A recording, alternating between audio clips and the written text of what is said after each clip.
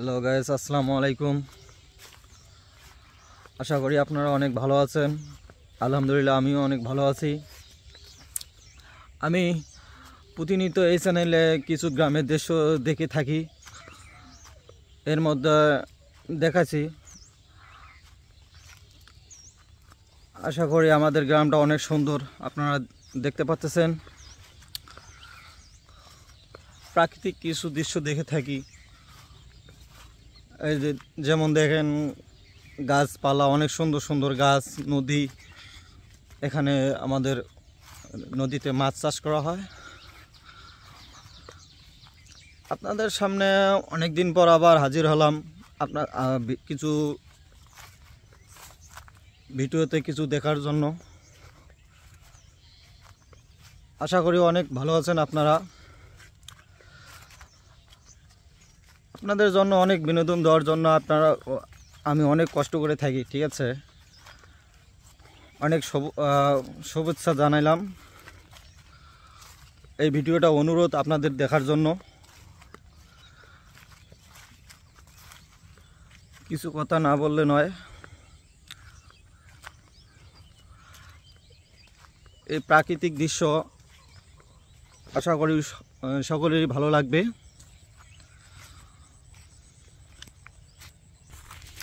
তো দর্শক, আমরা এখন আমাদের মোবাইলের পিছন ক্যামেরা দিয়ে এই সম্পূর্ণ জায়গাটি একটু দেখানোর চেষ্টা করব।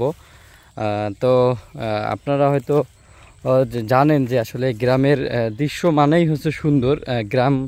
গ্রামকে অনেক কবিরা বিভিন্ন ভাষায় লিখেছেন, কবির ভাষায় লিখেছেন। তারপরেও যদি আপনারা কখনো গ্রামে আসেন, যারা দেশের বাইরে আছেন বা শহরে বসবাস করেন, তারা যদি কখনো গ্রামে আসেন তাহলে বুঝতে পারবেন যে আসলে গ্রামটা কত সুন্দর। আচ্ছা, যাই হোক, আমরা আজকে যেই জায়গাটি এসেছি, এই জায়গাটি হচ্ছে আমাদের এলাকার একদম কাছেই নামুরির বিল, এই জায়গাটার নাম। তো এই জায়গাটায় হচ্ছে বিকালবেলা এই দিক দিয়ে মানুষ মানে এই জায়গাটার সৌন্দর্যটা দেখার চেষ্টা করে। হ্যাঁ, সূর্য যখন এইদিকে ঢলে পড়ে তখন আসলে জায়গাটা এত সুন্দর লাগে। আমি আসলে সকালবেলা আসছি, আমি বিকালবেলা একটু ব্যস্ত থাকি, এই জন্য আসলে সকালবেলা ভাবলাম যে এখন লোকজনও কম আছে, এই জন্য ভিডিওটা ভালো হবে, এই জন্য আপনাদেরকে দেখানোর চেষ্টা করলাম। আপনারা দেখতেছেন যে এখনও কিন্তু শীত মোটামুটি আছে, কুয়াশা এখনও ক্লিয়ার হয় নাই।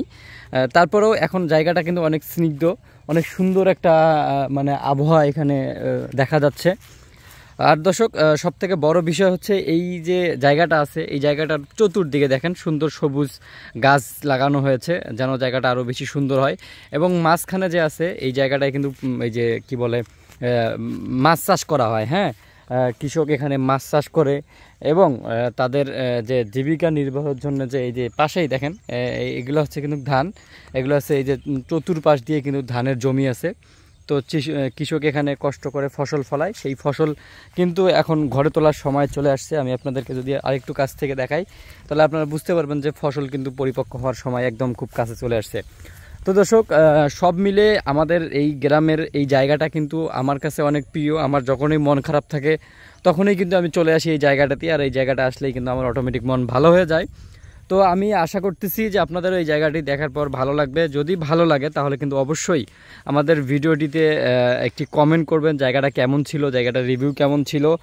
আর সবথেকে বড় বিষয় হচ্ছে, যদি ভালো লাগে তাহলে অবশ্যই আপনাদের যারা ফ্রেন্ড আছে, যারা নেচার ভিডিও পছন্দ করে বা দেশের বাইরে আছে, দেশকে অনেক মিস করতেছে, তাদেরকে আমাদের এই ভিডিওটি শেয়ার করে দিতে পারেন।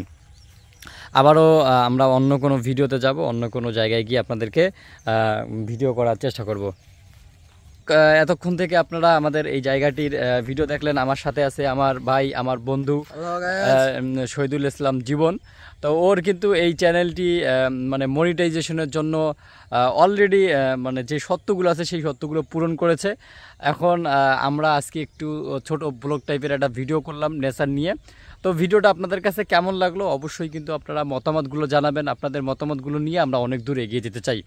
আর আমাদের জন্য দোয়া করবেন যেন আমাদের এই চ্যানেলটি ইউটিউব খুব তাড়াতাড়ি ভেরিফাই করে দেয় মনিটাইজেশনের জন্য। তাহলে আসলে আমরা আরও বেশি অনুপ্রাণিত হব ভিডিও বানাতে।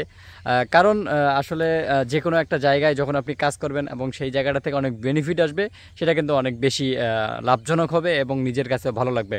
তাই ইউটিউবের কাছে রিকোয়েস্ট থাকবে, ইউটিউব যেন আমার বন্ধু শহীদুল ইসলামের যে ইউটিউব চ্যানেলটা আছে সেই ইউটিউব চ্যানেলটা মনিটাইজেশনের জন্য ভেরিফাই করে দেয়। তো দর্শক, শেষ করছি আজকের ভিডিও। আবারও দেখা হচ্ছে নতুন কোনো ভিডিওতে, নতুন কোনো জায়গা নিয়ে। ভালো থাকবেন, আল্লাহ হাফেজ।